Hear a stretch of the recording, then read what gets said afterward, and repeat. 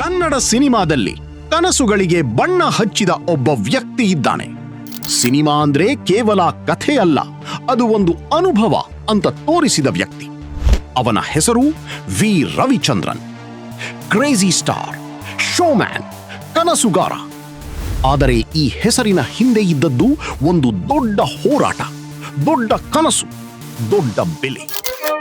ಚಿಕ್ಕಂದಿನಿಂದಲೇ ರವಿಚಂದ್ರನ್ ಸಾಮಾನ್ಯ ಮಕ್ಕಳಂತೆ ಇರಲಿಲ್ಲ. ಬೇರೆಯವರು ಆಟ ಆಡುತ್ತಿದ್ದಾಗ ಇವರು ಸೆಟ್ಗಳಲ್ಲಿ ತಿರುಗುತ್ತಿದ್ದರು.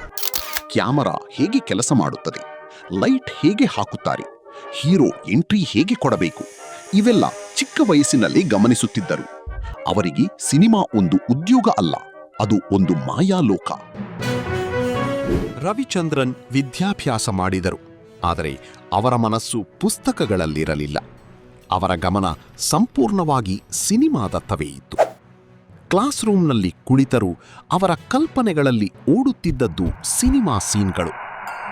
ಒಂದು ದಿನ ಕನ್ನಡ ಸಿನಿಮಾವನ್ನು ಹೊಸ ಮಟ್ಟಕ್ಕೆ ತೆಗೆದುಕೊಂಡು ಹೋಗಬೇಕು ಅನ್ನೋ ಕನಸು ಅವರೊಳಗೆ ನಿಧಾನವಾಗಿ ಬೆಳೆಯುತ್ತಿತ್ತು. ತಂದೆ ಎನ್ ವೀರಸ್ವಾಮಿ ದೊಡ್ಡ ನಿರ್ಮಾಪಕರಾದರೂ ರವಿಚಂದ್ರನ್ಗೆ ಯಾವಾಗಲೂ ಸುಲಭ ದಾರಿ ಸಿಕ್ಕಿಲ್ಲ. ಚಿತ್ರರಂಗದಲ್ಲಿ ಹೆಸರು ಉಳಿಸಿಕೊಳ್ಳೋದು, ತಂದೆಯ ಹೆಸರಿಗಿಂತ ದೊಡ್ಡ ಹೆಸರು ಮಾಡೋದು, ಅದು ಸುಲಭ ಕೆಲಸ ಅಲ್ಲ.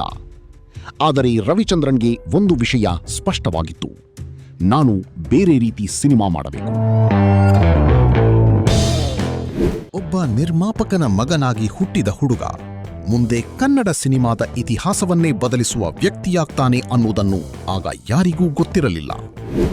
ಮುಂದಿನ ಭಾಗದಲ್ಲಿ ಒಬ್ಬ ಸಾಮಾನ್ಯ ಹುಡುಗ ಹೇಗೆ ಕನ್ನಡ ಚಿತ್ರರಂಗದ ಕ್ರೇಜಿ ಸ್ಟಾರ್ ಆದನು ನೋಡೋಣ.